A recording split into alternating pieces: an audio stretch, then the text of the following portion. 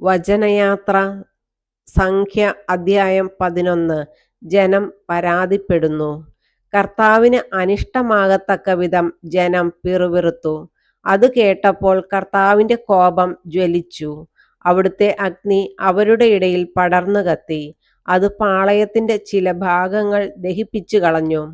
ജനം മോശയോട് നിലവിളിച്ചു. അവൻ കർത്താവിനോട് പ്രാർത്ഥിച്ചു. അഗ്നി ശമിക്കുകയും ചെയ്തു. കർത്താവിന്റെ കോപാഗ്നി അവരുടെ ഇടയിൽ ജ്വലിച്ചതിനാൽ ആ സ്ഥലത്തിന് തബേര എന്നു പേരായി. ഇസ്രായേല്യരുടെ ഇടയിൽ ഉണ്ടായിരുന്ന അന്യവർഗക്കാർ ദുരാഗ്രഹങ്ങൾക്കടിമകളായി. ഇസ്രായേല്യരും സങ്കടം പറച്ചിൽ തുടർന്നു. ആരാണു ഞങ്ങൾക്ക് ഭക്ഷിക്കാൻ മാംസം തരിക? ഈജിപ്തിൽ വെറുതെ കിട്ടിയിരുന്ന മത്സ്യം, വെള്ളരിക്ക, മത്തങ്ങ, സവോള, ചെമന്നുള്ളി, വെള്ളുള്ളി ഇവയൊക്കെ ഞങ്ങൾ ഓർക്കുന്നു. ഇവിടെ ഞങ്ങളുടെ പ്രാണൻ പോകുന്നു. ഈ മന്നായല്ലാതെ മറ്റൊന്നും കാണാനില്ല. മന്നായ്ക്ക് കൊത്തമ്പാലരിയുടെ ആകൃതിയും ഗുൽഗുലുവിന്റെ നിറവുമായിരുന്നു. ജനം ചുറ്റി നടന്ന് അത് ശേഖരിച്ച് തിരികല്ലിലോ ഉരലിലോ ഇട്ട് പൊടിച്ച് കലത്തിൽ വേവിച്ച് അപ്പം ഉണ്ടാക്കിപ്പോന്നു. എണ്ണ ചേർത്ത് ചുട്ട അപ്പത്തിൻ്റെതുപോലെയായിരുന്നു അതിൻ്റെ രുചി. രാത്രി പാളയത്തിനുമേൽ മഞ്ഞു പെയ്യുമ്പോൾ മന്നായും പൊഴിയും.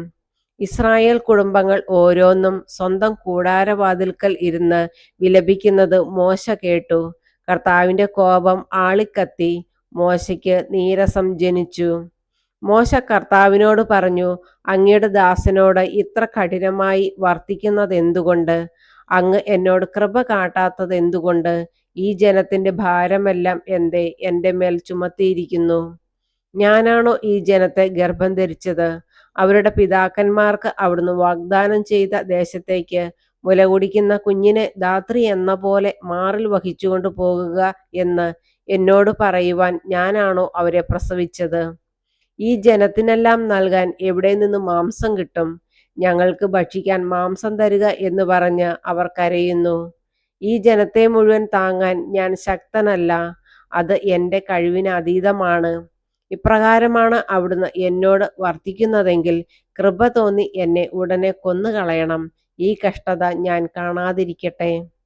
70 നേതാക്കന്മാർ. കർത്താവ് മോശയോട് അരുളി ചെയ്തു, ജനത്തിലെ ശ്രേഷ്ഠന്മാരിലും പ്രമാണികളിലും നിന്ന് 70 പേരെ വിളിച്ചുകൂട്ടുക. അവരെ സമാഗമ കൂടാരത്തിങ്കൽ കൊണ്ടുവരിക. അവർ അവിടെ നിന്നോടൊപ്പം നിൽക്കട്ടെ. ഞാൻ ഇറങ്ങി വന്ന് നിന്നോട് സംസാരിക്കും. നിന്റെ മേലുള്ള ചൈതന്യത്തിൽ നിന്ന് ഒരു ഭാഗം അവരിലേക്ക് ഞാൻ പകരും. ജനത്തിന്റെ ചുമതല നിന്നോടൊപ്പം അവരും വഹിക്കും. നീ ഒറ്റയ്ക്ക് വഹിക്കേണ്ട. ജനത്തോട് പറയുക, നാളത്തേക്ക് നിങ്ങളെ തന്നെ ശുദ്ധീകരിക്കുക. നിങ്ങൾക്ക് ഭക്ഷിക്കാൻ മാംസം ലഭിക്കും. ഞങ്ങൾക്ക് ഭക്ഷിക്കാൻ മാംസം ആര് തരും? ഈജിപ്തിൽ ഞങ്ങൾ സന്തുഷ്ടരായിരുന്നു എന്ന് കർത്താവിനോട് നിങ്ങൾ പരാതിപ്പെട്ടു. അതിനാൽ കർത്താവ് നിങ്ങൾക്ക് മാംസം തരും. നിങ്ങൾ ഭക്ഷിക്കുകയും ചെയ്യും. 1, 2, 5, 10, 20 ദിവസത്തേക്കല്ല നിങ്ങൾ അത് തിന്നുക. നിങ്ങളുടെ മൂക്കിലൂടെ പുറത്തു വന്ന് ഓക്കാനം വരുന്നതുവരെ 1 മാസത്തേക്ക് നിങ്ങൾ അത് ഭക്ഷിക്കും. എന്തുകൊണ്ടെന്നാൽ നിങ്ങളുടെ ഇടയിൽ വസിക്കുന്ന കർത്താവിനെ നിങ്ങൾ ഉപേക്ഷിക്കുകയും ഈജിപ്തിൽ നിന്ന് പോന്നത് ബുദ്ധിമോശമായി പോയി എന്ന് വിലപിക്കുകയും ചെയ്തു. മോശ കർത്താവിനോട് പറഞ്ഞു, എന്നോടൊത്ത് 6,00,000 യോദ്ധാക്കൾ തന്നെയുണ്ട്. എന്നിട്ടും അങ്ങ് പറയുന്നു 1 മാസത്തേക്ക് അവർക്ക് ഭക്ഷിക്കാൻ മാംസം നൽകാമെന്ന്. ആടുകളെയും കാളകളെയും അവർക്ക് മതിയാവോളം അറക്കുമോ? അവർക്ക് തൃപ്തിയാവോളം കടലിലെ മത്സ്യത്തെ ഒരുമിച്ച് കൂട്ടുമോ? കർത്താവ് മോശയോട് അരുളി ചെയ്തു, എൻ്റെ കൈക്ക് നീളം കുറഞ്ഞു പോയോ? എൻ്റെ വാക്ക് നിറവേറുമോ ഇല്ലയോ എന്ന് നീ കാണും. മോശ പുറത്തു ചെന്ന് കർത്താവിന്റെ വാക്കുകൾ ജനത്തെ അറിയിച്ചു. അവരുടെ നേതാക്കളിൽ നിന്ന് 70 പേരെ ഒരുമിച്ച് കൂട്ടി കൂടാരത്തിന് ചുറ്റും നിർത്തി. കർത്താവ് മേഘത്തിൽ ഇറങ്ങി വന്ന് അവനോട് സംസാരിച്ചു. അവിടുന്ന് മോശയുടെ മേലുണ്ടായിരുന്ന ചൈതന്യത്തിൽ ഒരു ഭാഗം 70 നേതാക്കന്മാരുടെ മേൽ പകർന്നു. അപ്പോൾ അവർ പ്രവചിച്ചു. പിന്നീട് അവർ പ്രവചിച്ചിട്ടില്ല. എൽദാദ്, മെദാദ് എന്നീ 2 പേർ പാളയത്തിനുള്ളിൽ തന്നെ കഴിഞ്ഞു. അവർക്കും ചൈതന്യം ലഭിച്ചു. അവർ പട്ടികയിൽ ഉൾപ്പെട്ടിരുന്നില്ലെങ്കിലും കൂടാരത്തിന്റെ സമീപത്തേക്ക് പോയിരുന്നില്ല. അവർ പാളയത്തിനുള്ളിൽ വെച്ച് തന്നെ പ്രവചിച്ചു. എൽദാദും മെദാദും പാളയത്തിൽ വെച്ച് പ്രവചിക്കുന്നുവെന്ന് ഒരു യുവാവ് ഓടിച്ചെന്ന് മോശയോട് പറഞ്ഞു.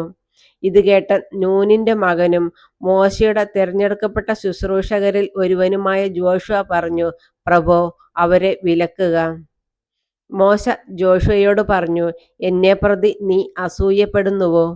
കർത്താവിന്റെ ജനം മുഴുവൻ പ്രവാചകന്മാരാവുകയും അവിടുന്ന് തന്റെ ആത്മാവിനെ അവർക്ക് നൽകുകയും ചെയ്തിരുന്നെങ്കിൽ എന്ന് ഞാൻ ആശിക്കുന്നു. മോശയും ഇസ്രായേലിലെ നേതാക്കന്മാരും പാളയത്തിലേക്ക് മടങ്ങി. കാടപ്പക്ഷി. പെട്ടെന്ന് കർത്താവ് ഒരു കാറ്റയച്ചു. ആ കാറ്റ് കടലിൽ നിന്ന് കാടപ്പക്ഷികളെ കൊണ്ടുവന്നു.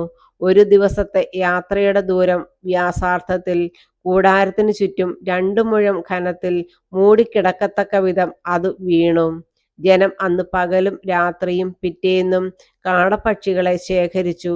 ഏറ്റവും കുറച്ച് ശേഖരിച്ചവന് പോലും 10 ഹോമർ കിട്ടി. അവർ അത് പാളയത്തിന് ചുറ്റും ഉണങ്ങാനിട്ടു. എന്നാൽ ഇറച്ചി ഭക്ഷിച്ചുകൊണ്ടിരിക്കെ തന്നെ കർത്താവിന്റെ കോപം ജനത്തിനെതിരെ ആളിക്കത്തി. ഒരു മഹാമാരി അയച്ച് അവിടുന്ന് അവരെ ശിക്ഷിച്ചു. അത്യാഗ്രഹികളെ സംസ്കരിച്ചതുകൊണ്ട് ആ സ്ഥലത്തിന് കിബ്രോത്ത് ഹത്താവ എന്ന് പേരിട്ടു. കിബ്രോത്ത് ഹത്താവയിൽ നിന്ന് ജനം ഹസേറോത്തിൽ ചെന്ന് താമസിച്ചു.